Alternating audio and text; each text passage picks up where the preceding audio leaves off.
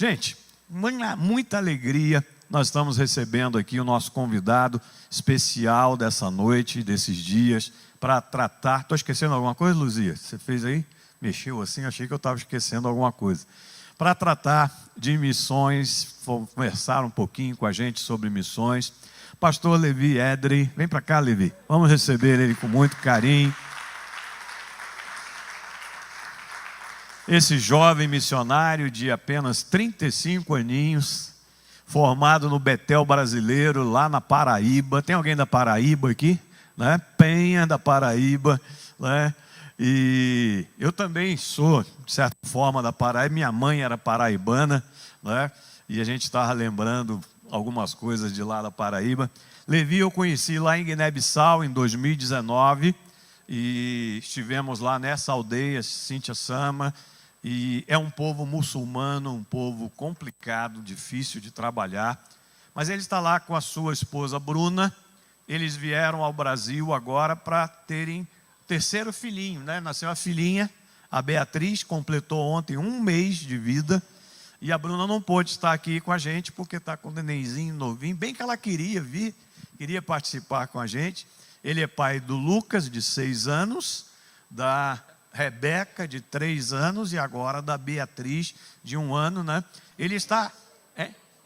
Um mês. Ele está aprendendo direitinho com os muçulmanos lá, né? Tem muitos filhos. No mínimo 8, né? Só que lá não é com uma mulher só, não, né? Lá são 4 mulheres em média, normalmente. Então fica mais fácil, né? Mas com uma mulher só ele já teve 3. 3 filhinhos, bênção de Deus. Queria que você recebesse com muito carinho. Levi é pastor presbiteriano, né? E numa parceria da Igreja Presbiteriana de Gabo, que é uma cidade mais próxima lá da Tabanca, onde ele está, com a AMID. Ele foi deslocado para esse campo missionário e está fazendo um excelente trabalho lá. E ele vai contar um monte de coisa aqui, tá bom? Vamos orar pelo Levi? Pai querido, obrigado pela vinda do Levi, obrigado pelo convite que ele atendeu, obrigado porque ele tem se disposto a estar na tua obra, no campo missionário, e nós temos visto o fruto do trabalho dele, da sua esposa, dos seus filhos, naquela região, e nós te louvamos porque ele está aqui, e te louvamos por aquilo que ele faz lá. Que ele possa ser instrumento nas tuas mãos nessa noite, para abençoar a tua igreja, em nome de Jesus. Amém.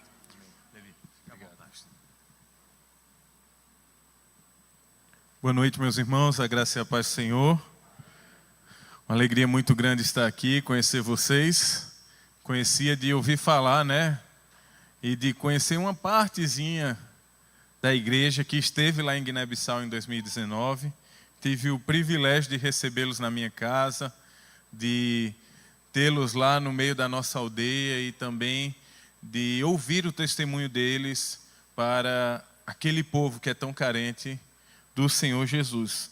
E há 5 anos, eu e minha família, nós estamos servindo no país de Guiné-Bissau, né, nessa aldeia que fica a 230 quilômetros mais ou menos da capital do país, uma aldeia onde todos são muçulmanos, um povo muito carente do Evangelho e da glória de Deus. E eu vou tentar, nesses momentos que nós vamos ter aqui, fazer algo progressivo. Então, quem vier amanhã de manhã não vai escutar mais o que eu vou falar hoje. Quem vier à noite não vai escutar nem de hoje, nem amanhã de manhã, para não ser tão repetitivo. Mas, falando um pouco da minha história, ou da nossa família missionária, eu, desde jovem, tive o privilégio de crescer num lar cristão. E minha mãe, ela foi ao seminário com 14 anos de idade, estudar lá no Betel Brasileiro, e seguiu esse caminho missionário também, porém aqui no Brasil, no interior de Pernambuco, da Paraíba, mas servindo ao Senhor. E eu tive a oportunidade de crescer vendo o Evangelho ser proclamado e vivido dentro da minha casa. E quando terminei o ensino médio, antes de terminar o ensino médio, eu estava me preparando para fazer o concurso, a prova da Força Aérea Brasileira, para a Academia da Força Aérea, a AFA. E era um sonho para mim ser piloto de avião. Estava me preparando para isso, meus pais estavam investindo nisso. Porém, um dia eu ouvi a voz do Senhor e que mudou as minhas intenções, as minhas motivações, e eu desisti de tudo que estava fazendo e fui para o seminário. E isso trouxe algumas consequências, porque um belo dia meu pai me perguntou: Levi, e aí, quando é que vai ser a prova? Como é que estão os preparativos, né, para a prova? E eu disse: pai, eu não vou fazer mais a prova, não. E ele ficou bastante bravo. Ele perguntou: como é a história? Você não vai fazer mais a prova? Disse: não, pai, eu vou para o seminário. Ele disse: mas você acha mesmo que a vida de pastor vai lhe sustentar? E, tentando não ser desrespeitoso com ele, eu disse: quem vai me sustentar é o Senhor. Quem vai me sustentar é Deus. E aquela conversa terminou ali num clima meio tenso. E depois daquele dia ele nunca mais falou sobre Força Aérea, prova, nem nada. E Deus foi conduzindo os meus passos, fazendo a provisão em todo o tempo do seminário. E em 2007 eu tive a primeira oportunidade de ir a Guiné-Bissau. Tinha acabado de completar 18 anos e, conhecendo um casal de missionários de lá, eles disseram: Levi, vem para cá passar um tempo com a gente, dar aula de violão, falar de música nas igrejas, trabalhar com esportes. E eu disse: eu vou. Fizemos uma campanha na nossa igreja, os jovens se envolveram e conseguimos levantar os recursos para essa viagem. E ao chegar lá em Guiné-Bissau em 2007, o pastor Newton também esteve lá nesse mesmo ano. Quando eu saí do aeroporto à noite, eu fiquei apavorado por causa da escuridão do país. Você não conseguia ver longe nada depois de 5 metros, porque estava tudo escuro. Até o aeroporto em si, ele tinha poucas luzes naquele tempo. E quando eu saí pelas ruas até o lugar onde nós íamos ficar hospedados, eu fiquei sentindo aquela angústia e imaginando que, semelhante à realidade da iluminação pública do país, aquele povo também vivia na escuridão. Aquele povo também não estavam enxergando a luz de Cristo Jesus. E naquele ano, os dados estatísticos do país apresentavam que mais de 50% da população ela se declarava animista. Eram pessoas que mantinham as tradições africanas, que mantinham os costumes, a busca por feiticeiros e acreditavam nos espíritos que dominavam as situações e cada parte da vida. E o islamismo vinha ali como segunda religião do país. O cristianismo sempre pequeno, mas crescendo também. E hoje a realidade de Guiné-Bissau é de mais de quase 60% do país islamizado. O islamismo tem crescido muito em Guiné-Bissau. E dia após dia, meus irmãos, nós temos caminhado com este povo. Um povo que hoje domina Guiné-Bissau, é a maior etnia em Guiné-Bissau. São mais de 33 etnias diferentes. Cada um com sua língua, com seus costumes. E mesmo Guiné-Bissau sendo um país de língua portuguesa, nós temos o crioulo, que é a língua falada no dia a dia. Então o português é a língua ensinada nas escolas, nas universidades, a língua da elite de Guiné-Bissau, mas no dia a dia, nas ruas, até nas repartições públicas, o que é falado é o crioulo. E o crioulo serve como essa língua de ligação entre as muitas etnias do país. Só que quando a gente chegou na nossa aldeia, a gente percebeu um grande problema. Ninguém falava português.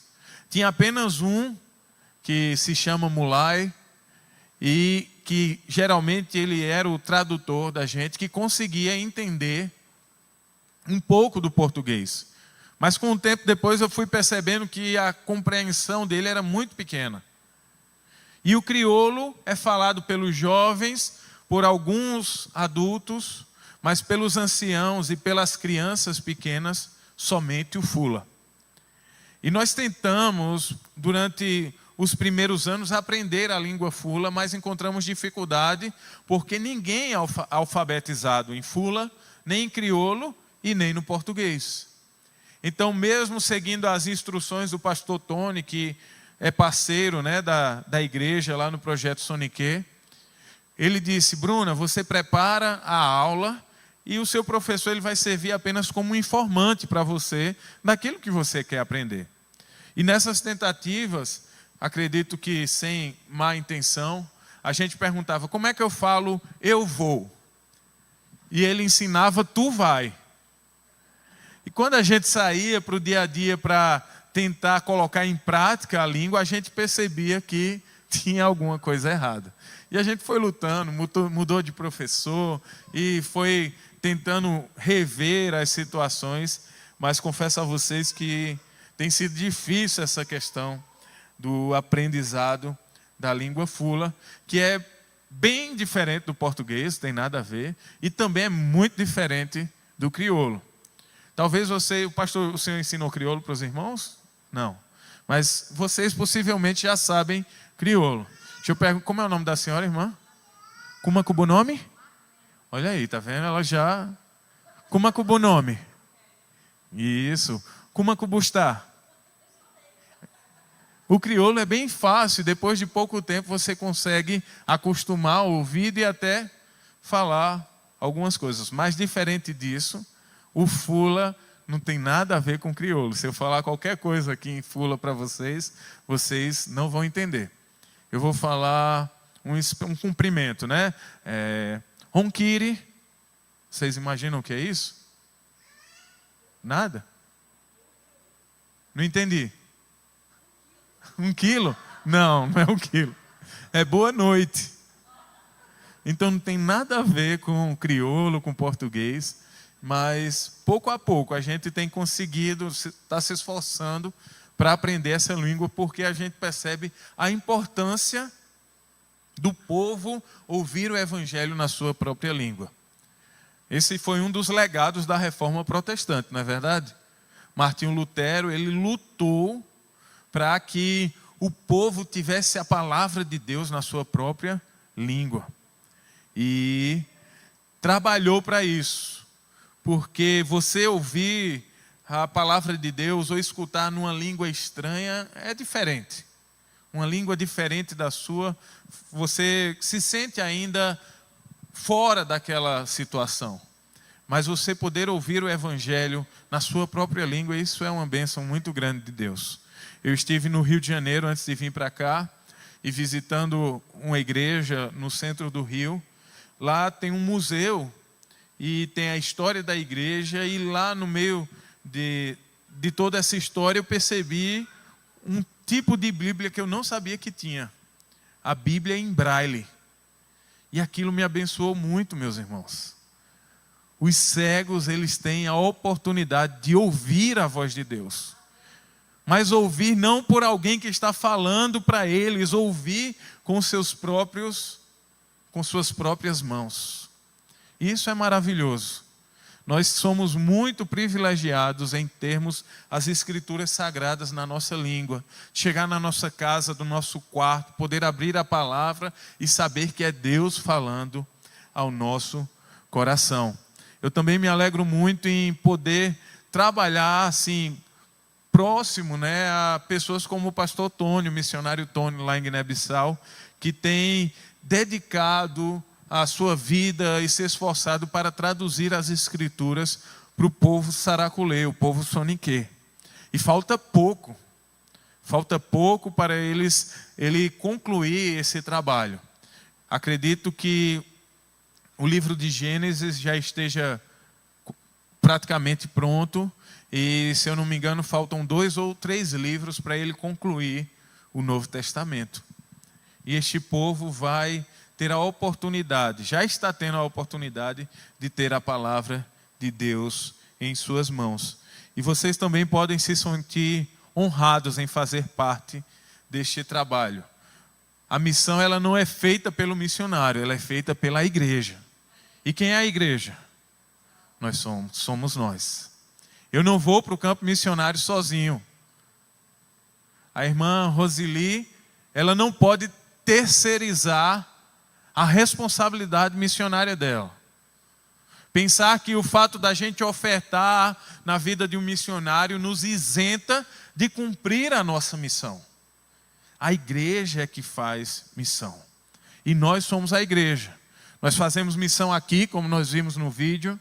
Fazemos aqui no nosso bairro, no DF, no Brasil e no mundo. Isso ao mesmo tempo, como igreja. Nós somos um corpo vivo com diversas capacidades, diversos dons. E o Senhor nos usa assim para sua glória. A nossa aldeia, ela é formada por cerca de 1.300 pessoas.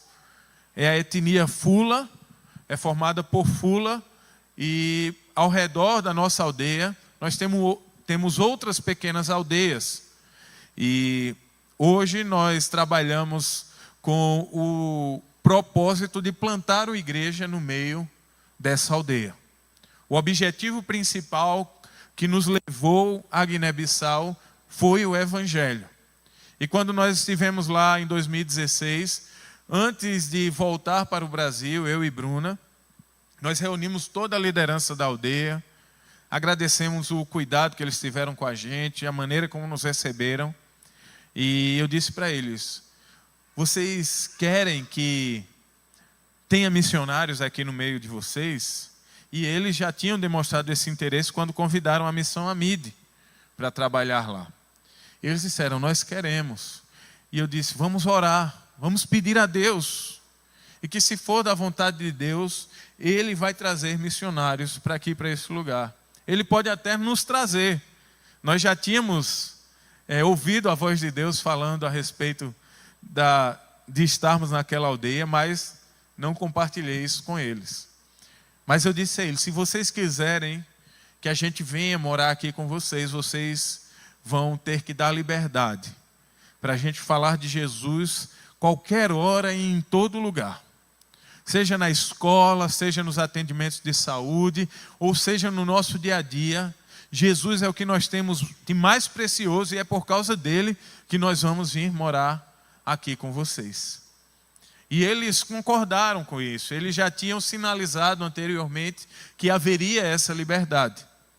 E para a glória de Deus, nós temos tido a oportunidade de falar de Cristo Jesus abertamente na nossa aldeia.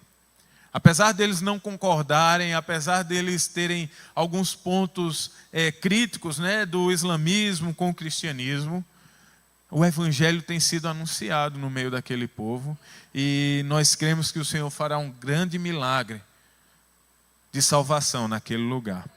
Hoje nós somos responsáveis por uma escola que tem 170 alunos matriculados.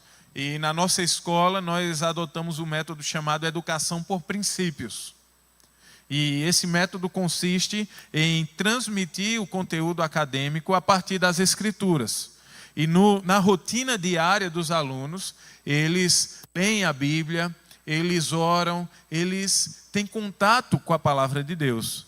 Então você chega lá, você pode perguntar por várias histórias da Bíblia que eles vão saber responder. E isso tem mudado a vida das nossas crianças. Quando nós chegamos lá em 2018, era muito comum. Terminava a aula, os meninos passam em frente à nossa casa. Depois, amanhã a gente vai mostrar um vídeo, talvez vocês percebam melhor. E eles passam em frente à nossa casa para poder ir para a casa deles. E de repente a gente escutava aquela gritaria: guerra, guerra, guerra. Era os alunos lá brigando e aquela confusão. E, gente, todo dia tinha isso. Todos os dias a gente escutava essa gritaria anunciando a briga das crianças. E hoje a gente não escuta mais isso. E a gente não pode atribuir a outra coisa senão a palavra de Deus que tem transformado o coração dessas crianças. O Evangelho tem alcançado elas e elas têm entendido a vontade de Deus e a maneira como devem se comportar por causa do Evangelho e da palavra de Deus. É verdade que a gente, dessas crianças, a gente ainda não pode dar números a vocês de conversão, mas a gente pode ver frutos de transformação por causa da palavra de Deus. Eu também sou formado em enfermagem e confesso a vocês que, como eu disse, o meu sonho era ser piloto de avião. Nunca pensei em ser enfermeiro até ir para Guiné-Bissau. Quando eu estive lá pela segunda vez em 2009, eu voltei decidido a fazer um curso na área de saúde. E orei pedindo a Deus: Senhor, dá amor no meu coração por esse curso, pois é para servir ao Senhor. Foi totalmente por causa da obra missionária. Não terminei o meu curso e depois de 2 anos praticamente a gente foi para Guiné-Bissau e lá a gente serve a comunidade também na área de saúde. E é uma grande oportunidade, não é uma moeda de troca, Eu não estou fazendo para que eles se tornem cristãos ou venham para a igreja, não. A gente entende que o Evangelho ele também transforma o meio em que nós vivemos. E é uma oportunidade da gente falar de Cristo Jesus. Porque chega alguém lá com uma ferida, precisando de um curativo, e a gente mostra para eles: olha, você está vendo essa ferida aí na sua perna? Existe uma ferida maior no seu coração. E essa ferida foi causada pelo pecado. E na verdade essa ferida ela deixa você morto. Você não tem condição alguma de ouvir a voz de Deus se Deus não tocar na sua vida e lhe dar vida. Somente Jesus pode curar a ferida do pecado. E a gente vai aproveitando cada oportunidade. É isso que o apóstolo Paulo nos disse, Prega a palavra, insta, quer seja oportuno, quer não, corrige, repreende, exorta, com toda longanimidade e doutrina. Essa é a nossa responsabilidade como discípulos de Jesus. Amém? Abra sua Bíblia no livro de Romanos. O tema da nossa conferência missionária é Somos Todos Missionários. Romanos capítulo 1, nós iremos ler do versículo 14 ao versículo de número 17.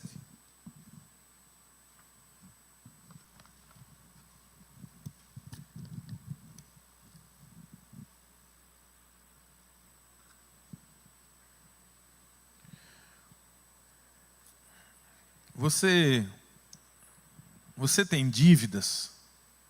Quem tem dívida aqui? Levanta a mão.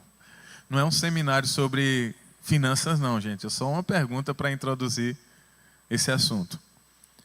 Mas a pergunta melhor seria: você é um bom pagador?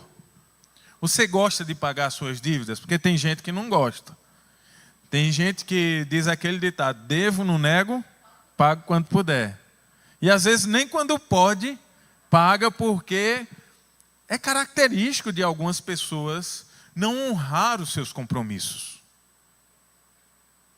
E pensando nisso, pensando nessa responsabilidade financeira, talvez fosse essa a mensagem que o apóstolo Paulo quisesse passar para os seus ouvintes. Ele queria trazer à mente deles a responsabilidade que cada um deles tinha com o Evangelho.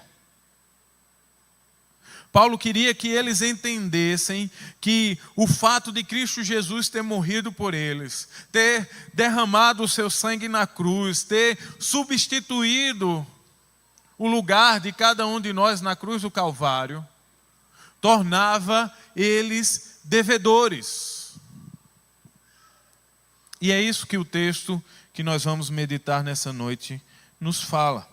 Vamos, mesmo sentados mais reverentes, vamos ler a palavra do Senhor. Romanos capítulo 1, versículo 14 a 17, diz assim: Sou devedor tanto a gregos como a bárbaros, tanto a sábios como a ignorantes. Por isso estou disposto a pregar o evangelho também a vocês que estão em Roma. Não me envergonho do evangelho, porque é o poder de Deus para a salvação de todo aquele que crê, primeiro do judeu, depois do grego. Porque no evangelho é revelada a justiça de Deus, uma justiça que do princípio ao fim é pela fé. Como está escrito, o justo viverá pela fé. Senhor, mais uma vez nós nos colocamos diante de Ti em oração e Te pedimos que o Senhor fale aos nossos corações nessa noite através da Tua palavra. Nós somos pecadores, nós somos carentes de ouvir a Tua voz e a Tua palavra ela está aberta diante de nós. Cativa a nossa mente, nos prende neste lugar para que possamos estar atentos àquilo que o Senhor quer falar conosco nessa noite. Faz isso por misericórdia, derrama da Tua graça sobre nós, é o que nós Te pedimos em nome de Jesus. Amém. Irmãos, a primeira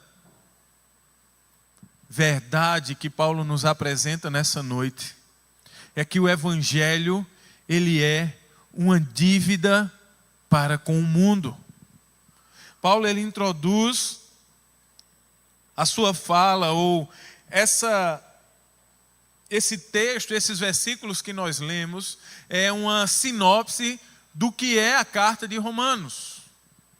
É um resumo do que Paulo irá tratar durante toda a carta de Romanos. O evangelho, o poder de Deus. Mas ele começa dizendo que ele percebe que o evangelho é uma dívida. Ou seja, Paulo entendia que ele era devedor. Devedor por causa de quem? Existem duas maneiras da gente se tornar devedor. A primeira delas é você chegar, por exemplo, em um banco e pedir naquele banco um empréstimo. Você foi lá e você fez esse empréstimo. E agora essa responsabilidade de você pagar esse empréstimo. Outra maneira de você se tornar devedor é da seguinte forma. Alguém chega para você e diz, olha, está aqui essa quantia, ou essa coisa, essa encomenda de valor, e eu estou te entregando para você levar até tal lugar. Enquanto isso estiver nas suas mãos, de quem é a responsabilidade? Sua. Já não é mais da pessoa que lhe entregou, mas a responsabilidade é sua. A dívida agora é sua, a responsabilidade de fazer com que essa encomenda chegue até o seu destino, esse valor chegue até o destino é sua. E Paulo, ele entendia que o evangelho, ou que Cristo Jesus, que a dívida que ele tinha sido adquirida por Cristo. Então, como discípulo de Jesus, como alguém que teve um encontro que transformou a sua vida, Paulo entendia que o evangelho que ele havia experimentado, que havia sido dado para ele de graça, precisava ser levado a outros lugares. Precisava ser entregue, não poderia ser guardado, não poderia ser escondido, mas tinha essa necessidade de ser mostrado e anunciado. E Paulo, ele diz, eu sou o devedor tanto a gregos como a bárbaros, tanto a sábios quanto a ignorantes. Essas duas expressões, gregos e bárbaros, sábios e ignorantes, elas abrangem todo o mundo da época. Porque se você não fizesse parte da cultura helenística, né, que foi adotada pelos romanos, você era considerado um bárbaro. Você não tinha a fala grega, você era considerado um bárbaro. Você não desfrutava dos costumes da época, do império, você era considerado um bárbaro. Então, quando Paulo fala gregos, como a bárbaros, ele está englobando esses dois grupos de pessoas que formavam a sociedade daquela época. E quando ele também fala sábios e ignorantes, é a fim de mostrar que havia também essa expansão. Não importava se você fazia parte do grupo de acadêmicos, gregos, filósofos, estudiosos, teóricos da cultura e da ciência da época, ou se você era um escravo qualquer. Paulo tinha a consciência de que o evangelho precisaria ser levado a todas essas pessoas. Paulo tinha consciência da sua dívida. Paulo ele tinha um sentimento dentro do seu coração que não permitia que ele ficasse parado. E é o que ele vai dizer no versículo de número 15: por isso eu estou disposto. A consciência que Paulo tinha de que o evangelho era uma dívida para com o mundo e que essa dívida precisava ser paga, gerava em Paulo uma atitude, uma disposição a sair do seu lugar, a sair da sua cidade, a sair da sua zona de conforto e ir em direção aos seus devedores. Paulo, ele tinha dentro de si essa motivação. Cristo transformou a minha vida, eu conheço o evangelho, a preciosidade que é a palavra de Deus. Eu não posso guardar isso somente para mim, eu preciso levar, eu preciso anunciar, eu preciso proclamar tão grande salvação revelada em Cristo Jesus. Então, a consciência que Paulo tinha da sua dívida motivou ou deu essa disposição de Paulo de pregar o evangelho. Ele disse: eu estou disposto também a pregar o evangelho a vocês que estão em Roma. E por que, meus irmãos, Paulo tinha essa consciência e tinha também essa disposição? É o que vai nos dizer o versículo 16. O evangelho, ele é o poder de Deus para salvação. Mas antes disso, Paulo ele diz: não me envergonho do evangelho. E é importante a gente dar um pouco de atenção para essa expressão, porque a realidade ou o contexto que Paulo estava inserido era um contexto difícil e hostil ao evangelho. E ao falar para esses cristãos, esses irmãos que estão em Roma, ele estava entendendo um pouco do que aqueles irmãos estavam vivendo. Como a gente pode fazer uma relação? Roma, na época, era a maior cidade do mundo, ou a cidade mais importante do mundo da época. E como uma cidade grande, uma cidade cosmopolita, um comércio gigantesco, culturas diversas, as também mais diversas religiões. E, consequentemente, com tudo isso, a gente também tem um potencial de pecados gigantesco. E diante desse retrato, como cristãos poderiam se sentir no meio dessa cidade? Uma cidade que era repleta de filósofos, estudiosos, que estava ali num período onde desfrutava, né, da influência grega, da filosofia.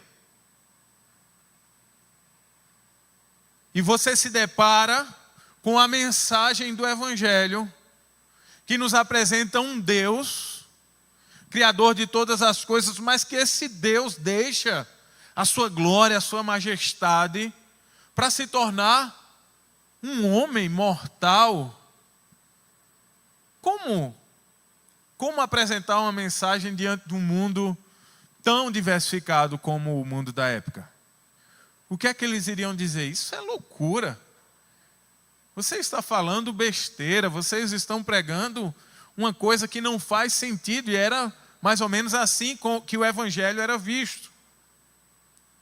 Então os cristãos que viviam naquela cidade, eles poderiam se sentir envergonhados. Eles poderiam se sentir acanhados, escanteados por causa da mensagem do evangelho. Por causa da realidade, do contexto que estavam inseridos. Mas o que é que Paulo diz para esses irmãos? Olha, eu não me envergonho do evangelho, porque é o poder de Deus. O evangelho é o poder de Deus. Ele apresenta o evangelho para aqueles irmãos diante de uma realidade onde o imperador era visto como alguém poderoso. Onde César era tido como aquele que tinha influências, era visto até como um deus diante da sociedade. Mas diante do poder limitado dos homens, diante da interferência limitada dos poderes terrenos, apresenta para aqueles cristãos o evangelho, que é o poder de Deus, o Criador dos céus e da terra, aquele que tem o coração do homem em suas mãos. E pensando de maneira prática, nós precisamos, como cristãos, como discípulos de Jesus, como pessoas que experimentaram do evangelho, ter essa consciência de que temos uma dívida, de que temos uma responsabilidade. Responsabilidade que não é dos pastores apenas da igreja, eles têm a responsabilidade deles também. Mas cada um de nós tem essa responsabilidade. Precisa ter no seu consciente, né, a certeza de que o evangelho que você carrega precisa ser distribuído, entregue em outros lugares. Não por outro, não pelo pastor, não pelos missionários, mas por você. É minha responsabilidade como cristão, é sua responsabilidade como cristão levar o evangelho. Então, primeiro, nós precisamos programar a nossa mente para entender que nós temos uma dívida. Pensando na disposição de Paulo, nós também precisamos, de maneira prática, viver dessa maneira. E tem gente que é muito organizado, muito sistemático, né? Quando tem aquela agenda e faz a programação da semana direitinho. Segunda eu vou fazer isso, terça, quarta, tudo ali bem organizado. E nessa sua agenda semanal, você precisa também colocar o evangelho no meio dela. Meus irmãos, a gente está acanhado diante do mundo que a gente vive. A gente tem vergonha de falar de Cristo Jesus para as pessoas. Nós ficamos com medo de qual vai ser a reação da outra pessoa. Nós não queremos que ela se sinta invadida na sua privacidade. Nós não queremos, às vezes, trazer aquela imagem de que nós somos chatos. E isso tem cada vez mais nos impedido de cumprir a nossa missão. Porque o mundo em que a gente vive, ele nos apresenta uma sociedade onde cada um faz o que quer, crê no que quer, pensa da maneira que quer, e você não tem o direito de falar que ele está errado. Você não tem o direito de dizer para uma pessoa que ela é pecadora, que as suas práticas afetam o Criador dos céus e da terra. Esse é o mundo em que a gente vive. Porém, como cristãos, como pessoas que sabem que têm uma responsabilidade, nós precisamos colocar na nossa agenda a pregação do Evangelho. E você pode fazer isso de diversas formas. O mundo em que nós vivemos, mesmo com todas essas características, que muitas vezes nos oprimem e nos deixam inseguros na proclamação do Evangelho, é um mundo que está carente de Cristo Jesus. É um mundo que busca prazeres nas drogas, no sexo, no dinheiro, no poder, na fama. Porém, esses prazeres, eles são superficiais, eles são temporários. Quando acaba uma experiência, você precisa de mais experiência. É mais ou menos assim. Quando vamos pensar de jovem, né? Eu vou estudar, vou fazer. Quando eu passar no vestibular, eu vou me sentir realizado. Aí o jovem passa, consegue a vaga lá no curso da universidade que tanto queria. Quando eu concluir meu curso, eu vou me sentir realizado. Aí conclui o curso, quando eu for bem sucedido, eu vou me sentir realizado. Isso nunca acaba. Nós vivemos um mundo que busca realização em fontes que não podem suprir essa necessidade. Que buscam felicidade em outras pessoas e essas pessoas também não podem suprir a nossa necessidade. Essas pessoas nos decepcionam, essas pessoas nos traem, essas pessoas nos machucam. E onde está a nossa oportunidade? É chegar para essas pessoas que vivem no nosso lado, na nossa casa, no nosso trabalho, na nossa vizinhança. E em meio aos seus sofrimentos, a gente apresentar para elas o Evangelho. É alguém que chega para você e que compartilha uma dificuldade no casamento e você dizer para ela, olha, existe alguém que pode te ajudar e esse alguém é Jesus.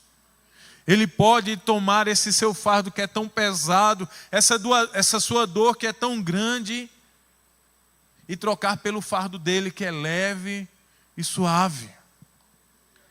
Então, meus irmãos, nós temos muitas oportunidades e precisamos ser intencionais em cumprir o propósito para o qual fomos chamados. Então, quando amanhã é domingo, primeiro dia da semana, quando você for fazer a sua programação da semana, lembre-se disso. Lembre de alguém que você talvez sabe que está sofrendo, talvez por causa de uma doença, do problema no casamento, no problema com os filhos, problemas financeiros, não sei, mas lembre dessa pessoa. Comece a orar por ela e busque uma oportunidade de compartilhar do Evangelho com ela. Eu insisto lá na nossa aldeia, né, com os nossos professores que são cristãos, todo domingo, que tudo que a gente escuta na palavra de Deus, ela tem que se tornar viva na segunda-feira, no nosso dia a dia. Porque senão a gente se torna obesos espirituais. A gente precisa digerir o que a gente está escutando aqui, domingo após domingo, e essa digestão nos dá força, nos dá energia para vivermos como Cristo Jesus no mundo. Então, faça isso. Coloque na sua agenda. E olhando de maneira prática também para a expressão que Paulo diz, eu não me envergonho do Evangelho porque é o poder de Deus. Entenda que por mais que este mundo seja hostil, por mais que você venha a ser desprezado por causa das suas palavras, somente o Evangelho pode transformar o coração do pecador. Não são os nossos métodos, o nosso jogo de palavras, é o poder do Evangelho. É o próprio Cristo Jesus que abre o coração e os olhos do pecador e faz com que eles enxerguem o tamanho do pecado que cometeram contra o Criador. E diante dessa realidade, eles percebam que precisam de um Salvador. Porque antes do evangelho ser a boa notícia de Deus para o homem, ele traz uma má notícia. Nós pecamos, meus irmãos, contra o Criador dos céus e da terra. Isso não é algo simples. Isso não foi algo que poderia ser deixado para lá. A consequência disso foi a morte. Nós sofremos com as consequências do pecado até hoje. Porém, a boa notícia de Deus é que diante da nossa morte, diante da nossa incapacidade de buscar a Deus, o Deus do universo veio até o nosso encontro e mandou o seu Filho Jesus para morrer por nós. Essa é a boa notícia. E diante dessa boa notícia, nós não podemos fazer outra coisa a não ser nos render a este Deus amoroso, a esse Deus bondoso que veio ao nosso encontro. Se não fosse isso, nós nunca poderíamos nos achegar a Deus. Por mais que o homem insista em conquistar Deus com as suas diversas formas e religiões, é isso que faz do cristianismo distinto de todas as religiões do mundo.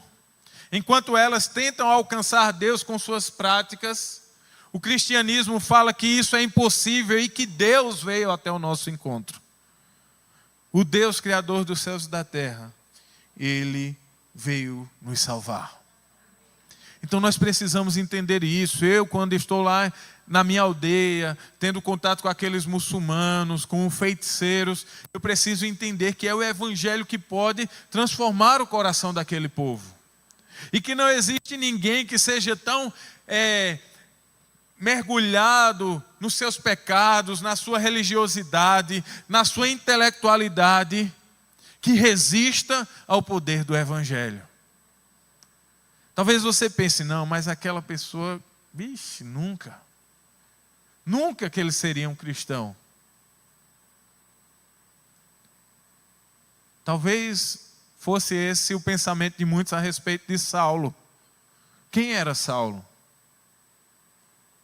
E quem se tornou Saulo depois que encontrou o evangelho, depois que encontrou Cristo Jesus? Este mesmo evangelho que transforma homens simples, que transforma homens sábios, que pode transformar as pessoas que estão ao nosso redor, que podem transformar os nossos familiares, que podem transformar os nossos amigos, os nossos filhos. É o poder de Deus para a salvação. E Paulo ele vai terminar no versículo 17, dizendo que no Evangelho é revelada a justiça de Deus, uma justiça que do princípio ao fim é pela fé. Como está escrito, o justo viverá pela fé. O Evangelho é a boa notícia de que Deus ele veio nos salvar. E essa boa notícia, ela não serve apenas para nos salvar definitivamente, mas ela também nos conduz na nossa vida até a eternidade. Do começo ao fim é pela fé. A justiça de Deus, ela se revela em nós pela fé. Não por aquilo que fazemos, não pelas nossas obras, não pelo nosso mérito, porque nós não merecíamos. Nós não merecemos. Mas é graça de Deus na nossa vida. O Senhor Jesus, Ele não nos salvou porque nós somos bonzinhos. Ele não olhou para mim e disse, Levi é tão bom, ele vai ser um missionário, eu vou salvar ele. Não, meus irmãos. A Bíblia diz que o Cordeiro de Deus, ele foi imolado aonde? Antes da fundação do mundo. Então, antes de nós sequer pecarmos, o Senhor já tinha um plano salvífico para nós. E este plano era independente, ou é independente daquilo que nós fazemos, dos pecados que cometemos, sejam eles pequenos ou grandes. É o Senhor que nos salva, é graça de Deus, é presente de Deus para nós. E é esse evangelho que nós iremos carregar até a eternidade.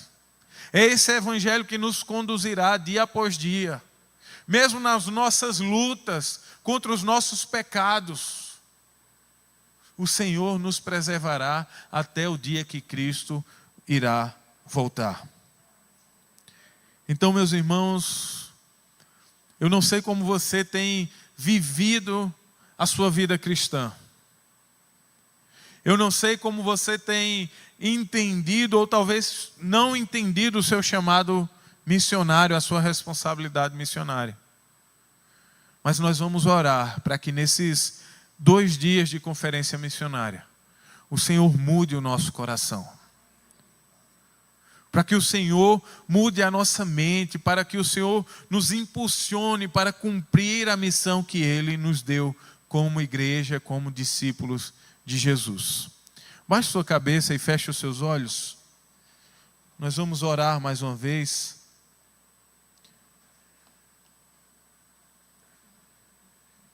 Queria convidar os irmãos do grupo de louvor.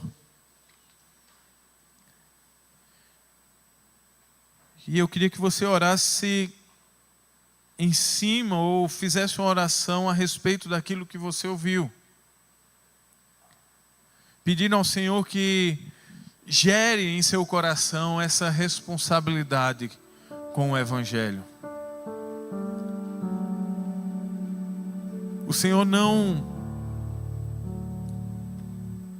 enviou o seu Filho, o seu único Filho, o que Ele tinha de mais precioso, para morrer numa cruz, para carregar os pecados do mundo,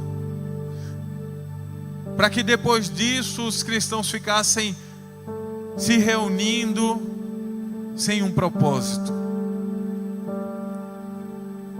Ele nos deu uma missão. Ele deu a você uma missão. Então ore pedindo ao Senhor que abra os olhos do seu coração. Ore pedindo ao Senhor que essa palavra ela se torne viva na sua vida. Lhe incomode a ponto de você acordar ansioso e desejoso de pregar o Evangelho, de falar de Cristo Jesus. Ore pedindo ao Senhor que haja disposição no seu coração, haja disciplina, haja intencionalidade em comunicar a boa nova de Cristo Jesus. Ore pedindo ao Senhor que o mesmo Evangelho poderoso que transformou a sua vida, transforme a vida das pessoas que estão ao seu lado, que estão no seu trabalho, que estão no seu ciclo de amizade.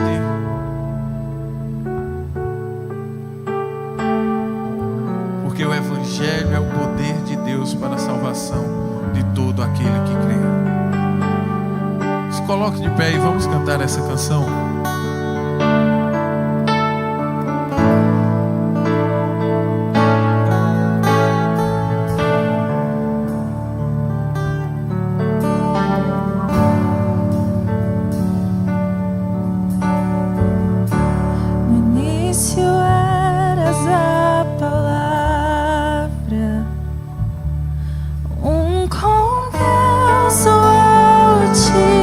Altíssimo.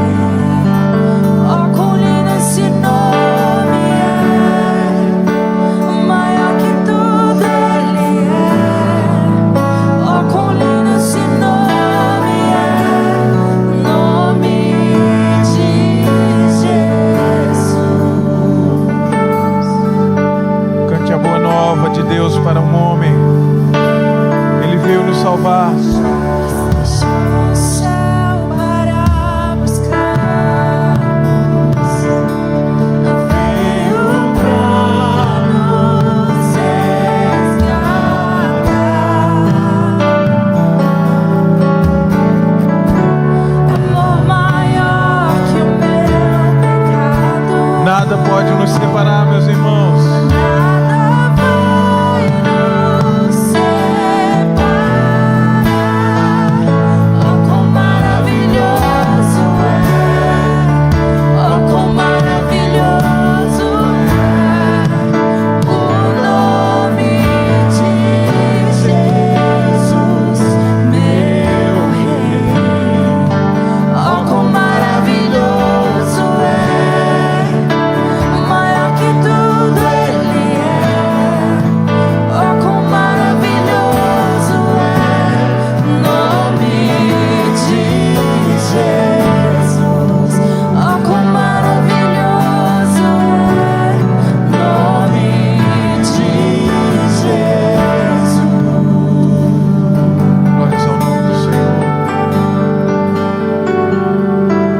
Estamos aqui nessa noite por causa daquilo que Cristo fez por nós. Nós estamos aqui porque o Cordeiro de Deus que tira o pecado do mundo foi sacrificado em nosso lugar. Nós estamos aqui porque o Deus Criador do Universo, o Deus que criou todas as coisas, Ele demonstrou o seu amor por nós. Ele abriu mão da sua glória, Ele morreu numa cruz pelos nossos pecados. O preço foi pago, o sacrifício foi aceito. Cristo foi ressuscitado por causa de mim e por causa de você.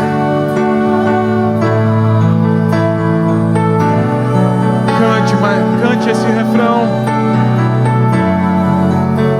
A morte venceste, o véu tu rompeste, a tumba vazia agora está.